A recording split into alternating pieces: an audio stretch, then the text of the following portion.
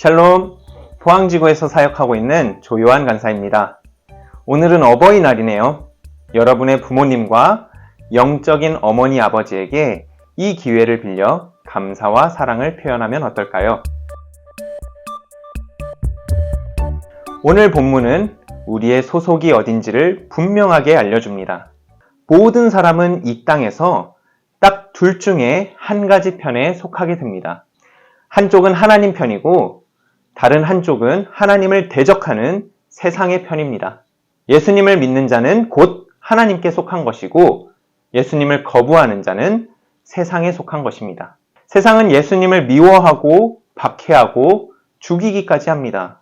거기서 그치지 않고 예수님 편에 있는 모든 사람을 또한 박해할 것입니다.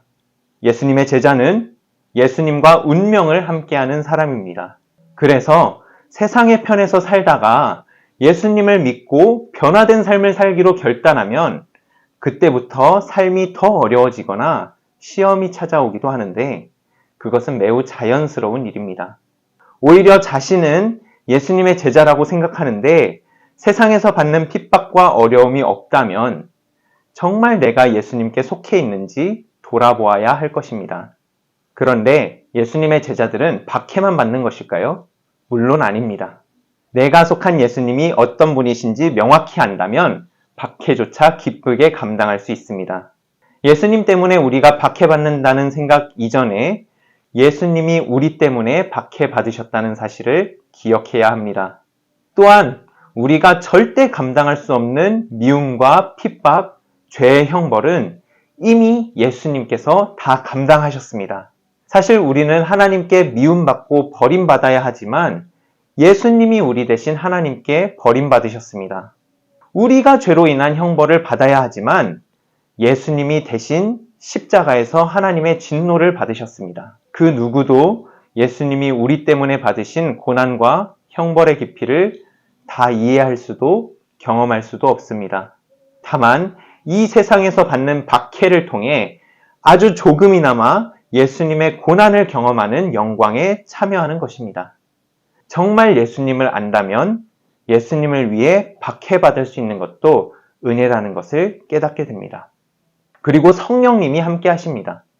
예수님의 제자들은 세상에 홀로 남겨진 것이 아니라 여전히 주님과 함께이고 성령님의 도우심 가운데 세상 속에서 예수 그리스도를 전하는 사명을 감당하게 됩니다. 오늘 예수님의 말씀이 저에게 참 위로가 됩니다. 저는 거절받는 것을 두려워하고 소심한 성향을 가진 연약함이 많은 사람입니다. 그런데 정말 예수님을 만나고 나니 제자의 삶을 살 때 더 이상 제가 거절받을까봐 두려워하고 위축될 필요가 없다는 것을 깨달았습니다. 내가 받는 거절은 예수님이 받으시는 거절이기 때문입니다. 그리고 내가 어떤 사람으로 보이는지보다 나를 통해 예수님이 보이고 있는지가 중요하기 때문입니다. 이젠 전도할 때도 거절을 받으면 상처받지 않고 오히려 주님의 상처를 생각하며 기도하게 됩니다. 주님, 방금 한 영혼에게 거절받으셨는데 얼마나 마음이 아프세요?